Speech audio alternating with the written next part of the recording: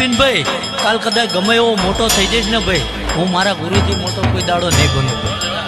અને એને એવું નહીં કીધું કે જગતમાં જાત માતું ગુણ ગાજે, પણ મારી ગરીબીમાં એને કાંડું ઝાલ્યું હતું ભાઈ.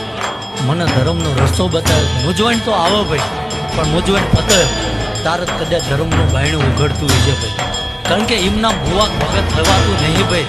જગત પારખા માગે બિપિનભાઈ, જગતના પારખા પૂરા થઈ જાય, ઘરમાં કદાચ વિઘનો ઉપર